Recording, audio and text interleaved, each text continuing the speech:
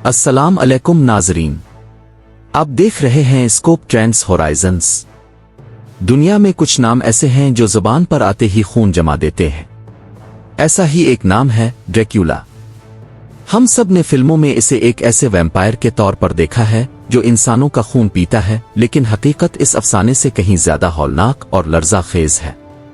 ये कहानी किसी ख्याली भूत की नहीं बल्कि एक हकीकी इंसान की है जिसका नाम था विलद सिवम व्लेड III। एक ऐसा शहजादा जिसने मौत को एक ईफिन बना दिया था और जिसके मजालिम देखकर इस वक्त की अजीम तरीन ताकत सल्तनत उस्मानिया के सिपाही भी सहम गए थे। आज स्कोप ट्रेंड्स होराइजन्स पर हम तारीख के उन सफ़हात को उल्टेंगे जिन पर खून की छींटें आज भी ताज़ा है। विलद की जिंदगी का आगाज ही नफरत और धोखे से हुआ। 1442 में इसके वालिद विलद सानी व्लेड ने अपने दो बेटों विलद और रादो को उस्मानी सुल्तान मुराद सानी के पास बतौर यरगमाल भेज दिया। ये इस वक्त की एक सियासी मजबूरी थी, लेकिन उन सालों ने विलद के मासूम ज़हन को एक दरिंदे में बदल दिया। जहां इसका भाई रादो उस्मानी सकाफत में ढल गया, वहीं विलद के दिल में तर्कों के खिलाफ शदीद नफरत पैदा हो गई। इसी कैद के दौरान इसने जंगी चालें सीखीं और नफसियाती जंग के वो तरीके भी देखे जो उस्मानी अपने बागियों के खिलाफ इस्तेमाल करते थे। जब वो 1448 में वापस लूटा तो इसका मकसद सिर्फ तख्त हासिल करना नहीं था, बल्कि अपने दुश्मनों को ऐसी इबरत बनाना था कि रहती दुनिया तक इसका नाम दहशत की अलामत रहे। विलद को तारीख और विलद दी उम्पलर व्लेड द इम्पीलर के नाम से जानती है।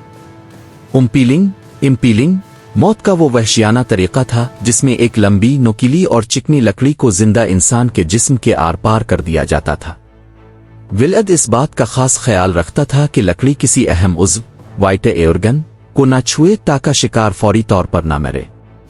ये एक ऐसी अजियतनाक मौत थी जिसमें इंसान कई दिनों तक इस सतून पर लटका हुआ आहिस्ता आहिस्ता तड़प कर मरता था।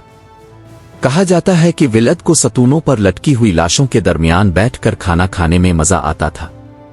इसकी इस बेरहमी ने इसे ड्रैक्युला यानी शैतान का बेटा साबित कर दिया। विलद का सबसे बड़ा टकराव उस्मानी सुल्तान मोहम्मद फातेह से हुआ।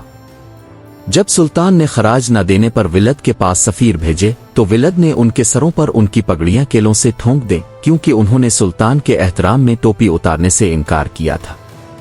इसके बाद जो हुआ वो तारीख का सियातरीन बाब है। जब सुल्तान मोहम्मद फातेह एक अजीम फौज लेकर विलद की दारुल हुकूमत तरगुविशत्ता पहुंचे तो शहर के बाहर उनका इस्तकबाल 20,000 लाशों ने किया जो सतूनों पर लटकी हुई थीं। इस हौलनाक मंजर को सतूनों का जंगल कहा जाता है। ये मंजर इतना खौफनाक था कि एक फाहन कुस्तुनतुनिया जैसा बहादुर सुल्तान भी इस नफसियाती जंग से मुतासिर हुए बगैर ना रह सका। विलद की मौत 1476 में एक जंग के दौरान हुई। इसका सर काट कर सुल्तान को भेजा गया ताकि दुनिया यकीन कर ले कि ये जालिम अब नहीं रहा। लेकिन विलद मर कर भी नहीं मरा। सदियों बाद 1897 में बरतानवी मुसन्निफ बिराम स्टूकर ने विलद की उन हौलनाक कहानियों से मुतासिर होकर अपने नावल ड्रैक्युला की बुनियाद रखी। नावल में इसे एक वैम्पायर दिखाया गया जो खून पीकर जिंदा रहता है। हकीकत में विलद ने किसी का खून पीकर पेट नहीं भरा था, लेकिन इसने अपनी रियासत को बचाने के लिए खून की जो नदियां बहाई थीं वही इसे वैम्पायर के अफसाने में बदल गईं। नाजरीन, विलद दी उम्पलर एक हीरो था या एक जुनूनी कातिल?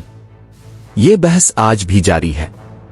रोमानिया के लोग इसे अपने वतन का मुहाफिज मानते हैं, जबकि दुनिया इसे तारीख के सबसे बेरहम इंसानों में शुमार करती है।